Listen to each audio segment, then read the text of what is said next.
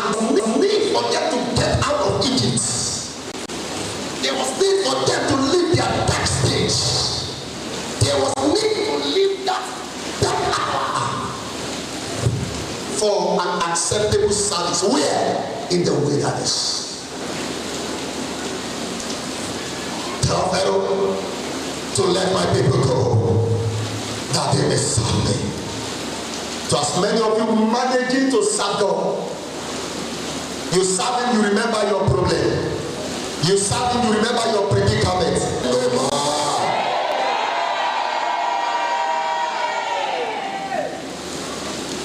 The dawn of great joy is therefore the disappearance of darkness and the appearance of great light. Do not forget, the joy in question was for the Samaritan. And I would like to ask, what really caused their dark moments? If there was no dark moments, the scriptures will not say, and there was great joy. Are you with me? If Pastor Ikere does not live here, Pastor Adetuyibe will not come here. You know what I'm saying? It means there was an apostle here who was transferred and another apostle was not. Is that not? When we are not talking of this thing, it should tell you something, that there was a time of experience in your individual life, and it's called transposition to another realm. Something actually happened to the Samaritans, and that I will share with you. Please listen. You know, to those of you that are come outside with your Bible, the Lord did warn the Israelites of some certain things that could break the link of relationship between them and their God. So their dark moment was traceable to their sin. And this sin is encapsulated, is summarized with just sin of disobedience. And that is to tell you that sin has nothing, it only brings destruction. And when men are enjoying this sin, they believe it is enough. They begin to blame God. They direct or appropriate the predicament to be caused by God.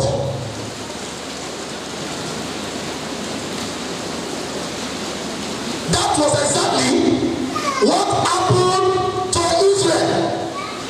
And I will give you just 3 things out of many which God warned Samaria.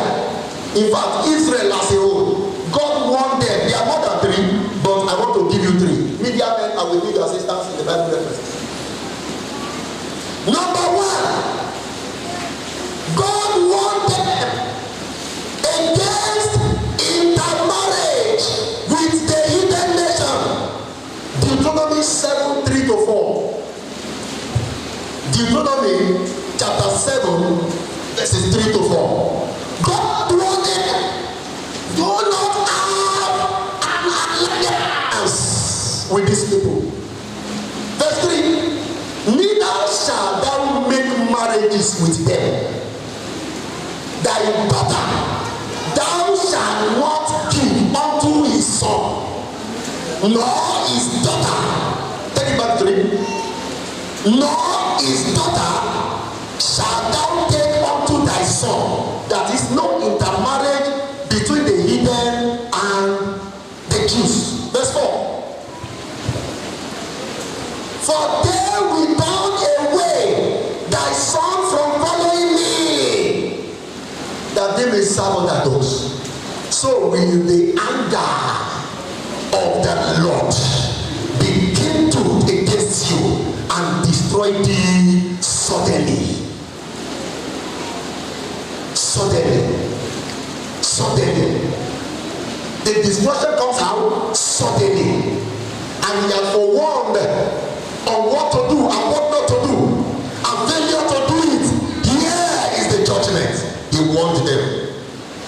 Number 2. Exodus chapter 23, 32 to 33. Exodus 23, 32 to 33. The second warning is warning against idolatry and alliance with the heathen nation. Warning. Okay. Thou shalt make no covenants with them, nor with their gods. The next. They shall not dwell in your land. If thou serve like us, it will surely be is near unto thee. Do you know? You don't know? God promised David. He promised him dynasty. That is, if he leaves the place, that he will not lack his son. So he follows his instruction. Women in that land, and they turn his hearts away from God. And from this place now, this is my idol. This one this is my idol. This one become this is my idol. Before you know,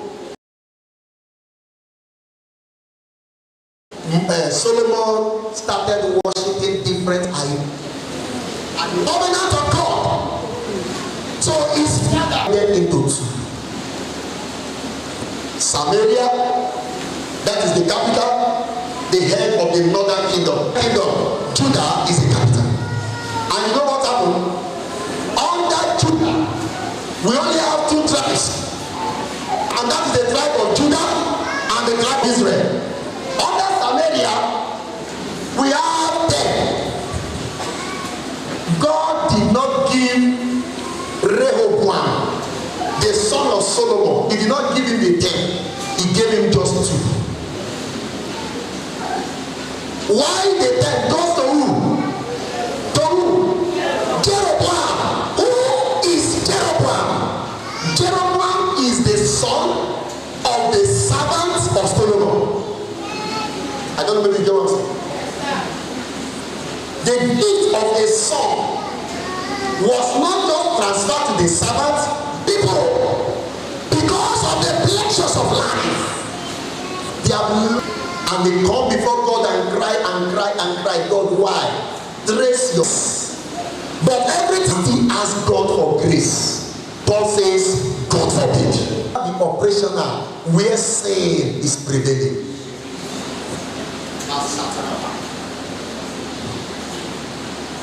Number 3, God wanted them against imitating their practices. Leviticus chapter 18:24. Leviticus 18 from verse 24. God wanted, do not imitate their practices. But the reverse is the case today. And we pick up with the virtue of the world, and we cannot decipher between the Christian and unbeliever. A Christian brother speaking like the world. Are you doing? We cannot have any word of grace from the mouth of so-called Christian. Where did they learn it from? From the world. sister dressing like an harlot, a temple of the Lord, and you dress like an harlot, and you still call yourself a temple of the Lord, you are becoming a disgrace to Christianity and a disgrace. He said, you must not let their pattern. Christianity is a system, and we have a pattern. Where is the pattern in this generation? Where is the pattern? In our home, where is Christian culture? And we are craving for joy. Joy of praise through principles. And until you meet up, please help me. Until you meet up a principle, until you meet up the principles, I'm sorry, it will be difficult to enjoy. Look at verse 24. He said, defile not ye yourself in any of these things, for in all these the nations, are defiled, which I cast out before you. What are they? Verse 25. And the land is defiled. Therefore, I do visit the iniquity thereof upon it, and the land itself vomited out and inhabitants. 26. Ye shall therefore keep my statutes and my judgments, and shall not commit any of these abominations, neither any of your own nation, nor any stranger that sojourneth among you. Next. For all these abominations have the men of the land done, which were before you, and the land is defiled. Next. That the land spew not you out also when you defile it. That is, it's the holy land. If you defile it, the land will spew you out. You know what spew? It will vomit you out. And it spewed out the nations that were before you. Next, please. For whosoever shall commit any of these abominations, even the souls that commit them shall be cut off from among their people. 30, which is the last. Therefore shall ye keep my ordinance, that ye commit not. I am the Lord your God. Now, is the battle change? Get themselves into that bed. There came a time, listen now, where the Jews view Samaritanism, that is the religion of Samaria, they view it as, and those who practice it, they view them as unbelievable. Christian, God forbid, you see a Christian who is now going into the policy, he joins to Christianity, you take this, you join to Christianity, and you still claim to be one. And that's why the Jews, they say Samaria is not part of us again. But regionally, Samaria is situated in Israel. What? God used the hidden nation as an instrument to be. When they read Babylon in Psalm 37, the Bible says they wept when they remember Zion, when they are dead. Assyrians did what? Captured them away for another slavery. And you know what Assyria, look at, listen to me. Devil is very, very cunning. Devil is wiser than he captured all the empty men, the strong men, the able-bodied men, and they carried them from Samaria to where? To Assyria. And had no strength. They left the sick. They left them in Samaria. They now imported scribes. You know scribes? Scribes are those. They are like secretary. They are very vast in law. Very well. They know law of their own religion. The scribes who were very vast in the law, they brought them to be teaching them the way of their own religion. And the able-bodied men that were brought, they were brought to take care of the sick, to take care of the elderly one, indoctrinated. They wiped off the doctrine of Yahweh and they imparted the doctrine of the Assyrians. Are you with me?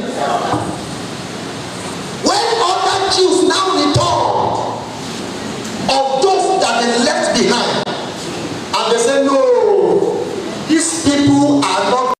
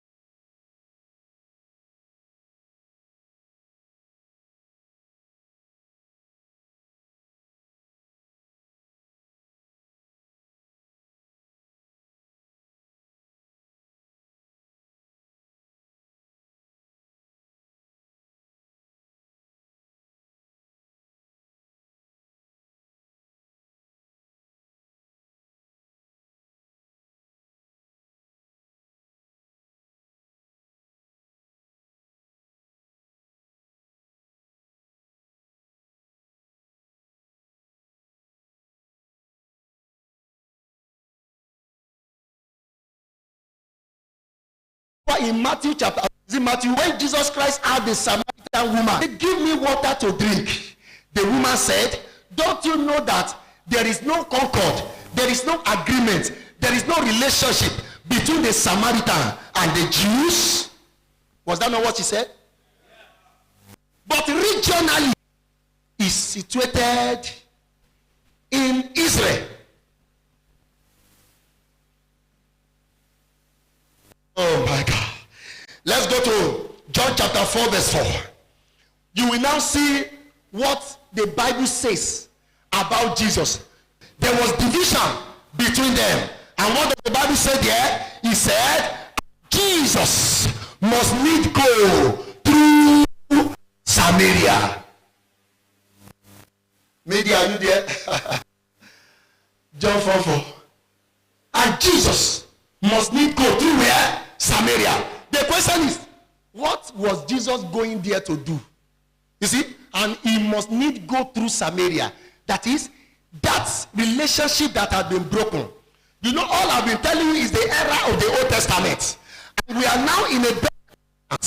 And Jesus must need go through Samaria with what? The ministry of reconciliation. To reconcile Israel, the Jews, back to who? The Samaritans, to become brothers again. So he needed to go through it. History tells me that if Jews want to go to any other place, for example, let's say that I am a Jew and here is Samaria. Are you getting me? And I'm going to this place. Instead of here, Samaria, Jews will refer to like this because of the level of hatred. They will like this, go like this to come here because they didn't want to have anything to do with Samaria again. But thank God for Jesus. He said, I must need go through Samaria. And that's why the only way to overcome this was through evangelism. He gathered the apostles, the disciples, to be for power. And he said, you, what? you shall now bear me witness. Where? In Jerusalem first. In Jerusalem. In Judea. And where? Samaria. And unto the utmost part of when these people cut the power, they were complacent. They relaxed in Jerusalem, because it was in Jerusalem they tarried for the power. They now kept the power in them. They were only operating in Jerusalem. They did not go outside Jerusalem. And that is in Matthew, Acts chapter 1. Now going to chapter 8. If you read from verse 1, he said there was threatening. Saul breathed out what? Threatening. You know, Saul was a persecutor of the church. God deliberately allowed persecution. Why? To take them away from their comfort zone. You ask for power. You meet somebody, please empower me. I want to do a business. And you were not a skill, and you now kept the skill to yourself. You did not produce has to learn from it. You reserve the power in you. God gave them power to evangelize. It's not to sleep in Jerusalem. After they caught the power, they relaxed in Jerusalem. They were only doing ministry in Jerusalem, like so many churches will do. We make the church a place of worship alone. Souls are dying outside. We cannot go out to bring them in. The power has been given. Allow Saul to deal with them. This one ran to this place. This one ran to that place. To Samaria from Jerusalem. They have been wasting that grace that's given to them. And on this Samaria, he began to use the power. The Bible says that he began to heal the sick. He was preaching the gospel. And the people, the Samaritans, they now accepted Christ. They now change. And as they change, signs and wonders happened in their midst. And the Bible says